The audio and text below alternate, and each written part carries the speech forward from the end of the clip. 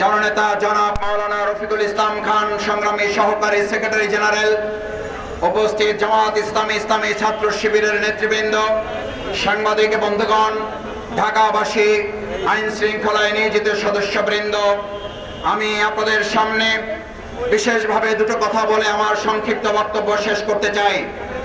সম্মানিত ভাই এবং বন্ধুগণ, আপনারা জানেন 2024-এর জুলাই আগস্টের গণ অভ্যুত্থানের মাধ্যমে যে নতুন বাংলাদেশ আল্লাহ সুবহানাহু ওয়া তাআলা আমাদেরকে উপহার দিয়েছেন, অসংখ্য শহীদ, হাত এবং পা হারা পঙ্গুত্ব বরণকারী জুলাই যোদ্ধাদের মাধ্যমে সেই বাংলাদেশকে মানবিক একটি বাংলাদেশে বিনির্মাণ করার জন্য বাংলাদেশ জামাত ইসলামী শুরু থেকেই আমরা আমাদের কার্যক্রম পরিচালনা করে আসছি। তার ধারাবাহিকতায় জাতীয় ঐক্যমত কমিশনের দিনের পর দিন, মাসের পর মাস দীর্ঘ আলোচনার ভিত্তিতে জাতীয় জুলাই সনদের যে স্বাক্ষর অনুষ্ঠিত হয়েছে, আমরা আজকে এখানে দাবি জানাতে চাই সেই জুলাই সনদ বাস্তবায়নের আদেশ জারি করে আগামী দিনে একটি সুষ্ঠু নির্বাচনের পথ অতি সত্বর সুগম করতে হবে। যারা আগামী দিনে মানুষের সুষ্ঠু ভোট নিশ্চিত করতে চায় না, তারাই জাতীয় জুলাই সনদের আইনি ভিত্তি দিতে চায় না। যারা জনগণের ভোটের নিরাপত্তা নিশ্চিত করতে চায় না, তারাই জাতীয় জুলাই সনদের আইনি ভিত্তি দিতে চায় না। যারা বাংলাদেশে আগামী দিনে একটি মানবিক বাংলাদেশ বিনির্মাণ হোক, তারাই গণভোটের মাধ্যমে মানুষের অধিকারের প্রতি তারা শ্রদ্ধা দেখাতে চায় না। যারা গণভোট চায় না, মূলত তারা জনগণের গণশত্রুতে পরিণত হয়েছে। গণভোটের বিরোধিতাকারীরা জাতির শত্রু, গণগণের শত্রু। আমার ভাই এবং বন্ধুগণ, আমরা গণভোট চাই কেন? আমরা গণভোট চাই পোস্টার লাগানো হলে আপনারা দেয়ালে দেয়ালে দেখবেন একজনের পোস্টারের উপর আরেকজন পোস্টার লাগিয়ে দিচ্ছে। সকালে ব্যানার লাগালে দুপুরে ব্যানার গুলো খুলে ছিঁড়ে ফেলে দেওয়া হচ্ছে। আমরা জানতে চাই প্রশাসনের কাছে, যদি আজ ব্যানারের নিরাপত্তা না থাকে, পোস্টারের উপর আরেকজন পোস্টার লাগিয়ে দেয়, এই রাজনৈতিক সৌজন্যতা যারা দেখাতে পারে না, তারা জনগণের ভোটের প্রতি সৌজন্যতা কি করে দেখাবে?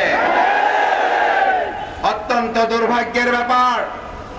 আমি দু একজনের কাছে ফোন করে জানতে চেয়েছিলাম, ঢাকা সহ সারা দেশে আমাদের পোস্টারগুলোর উপরে পোস্টার লাগান, আর কোন জায়গা কি আপনাদের চোখে পড়ে না?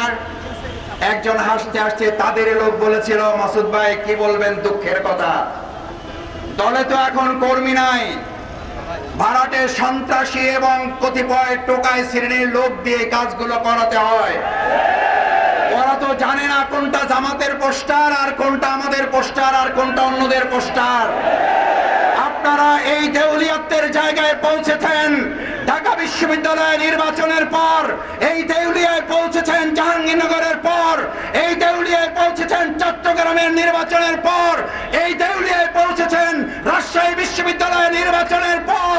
এখন জাতীয় অপেক্ষা আছে, জাতীয় নির্বাচনের পর আপনারা জাতীয় দেউলিয়ায় পরিণত হবে।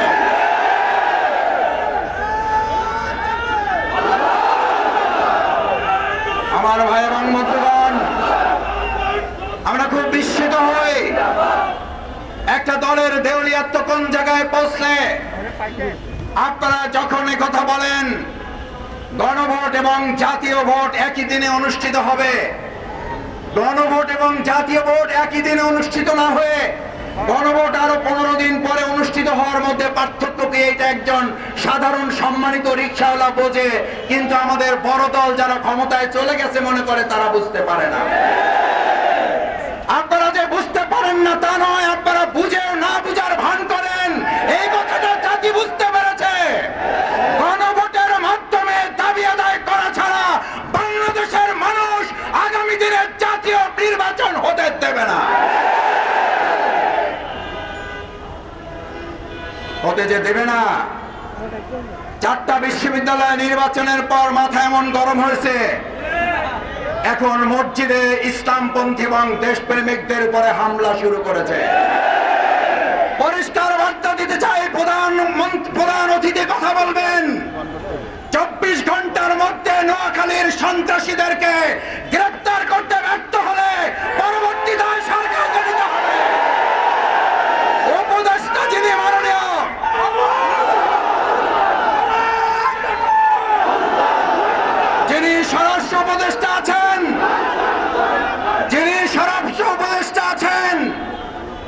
যদি আপনারা মনে করেন দলকানা প্রশাসন হবেন, দলকানা প্রশাসন মানবে না জনগণ। দলকানা প্রশাসনের চরিত্র কি এবং তাদের পরিণতি কি? 2024 সালের জুলাই আগস্টে শুধুমাত্র শেখ হাসিনার বিরুদ্ধে লড়াই হয় নাই, লড়াই হয়েছিল দলকানা প্রশাসনের বিরুদ্ধেও। শেখ হাসিনাকে দেশ ত্যাগ করার আগেও দলকানা প্রশাসনকে পিলারের খাম্বার সাথে ঝুলিয়ে রেখেছিল জনগণ। আমি সেই পরিণতির দিকে প্রশাসনকে খেয়াল করার অনুরোধ করতে চাই। নতুন করে বাংলাদেশে আর কোন দলবাজ প্রশাসন তৈরি হোক, যারা নোয়াখালী প্রকাশ্যে মসজিদে কোরআন চর্চার উপর হামলা করার পর এখনো কাউকে গ্রেফতার করতে পারেন না, তারা জাতীয় নির্বাচন সুষ্ঠুভাবে করতে পারেন দেশের মানুষ তা বিশ্বাস করে না। আপনাদের গোয়েন্দা তৎপরতা কোন জায়গায় পৌঁছেছে? একের পর এক জাতীয় গুরুত্বপূর্ণ স্থাপনায় অগ্নিসংযোগ হচ্ছে, দুর্ঘটনা ঘটছে। আমরা মনে করি বর্তমান সময়ে যারা আর নির্বাচনে ভালো ফল করতে পারবেন না বলে হতাশ হয়ে পড়েছেন, তারা সহ ফ্যাসিস্টদের কিছু প্রশাসনের অংশের সম্মিলিত তৎপরতায় এই কার্যক্রম হতে পারে বলে দেশবাসী মনে করে। স্পষ্ট কথা বলতে চাই, এগুলো বন্ধ করুন, না হলে আমার জুলাইয়ের মতো আমরা রাজপথে নেমে জনগণকে সাথে নিয়ে প্রতিরোধ করে তোলা হবে, প্রতিবাদের আগুন জ্বালানো হবে, জনগণের অধিকার আদায়ের জন্য আবার জীবন বাজি রাখা হবে। সেই আহ্বান জানিয়ে আজকের এই কর্মসূচিতে এখন আপনাদের সামনে প্রধান অতিথির বক্তব্য রাখার জন্য অনুরোধ করছে আজকের এই বিশাল সমাবেশের সম্মানিত প্রধান অতিথি।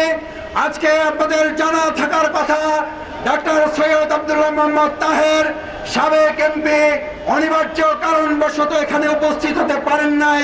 তিনি আপনাদের সকলকে সালাম জানিয়েছেন। এখন আমাদের সামনে প্রধান অতিথির বক্তব্য রাখবেন বাংলাদেশ জামাত ইসলামী কেন্দ্রীয় নির্বাহী পরিষদের অন্যতম সদস্য, অবিভক্ত ঢাকা মহানগরীর সাবেক আমির, বাংলাদেশ জামাত ইসলামীর সংগ্রামী সহকারী সেক্রেটারি জেনারেল, জননেতা জনাব মাওলানা রফিকুল ইসলাম খান।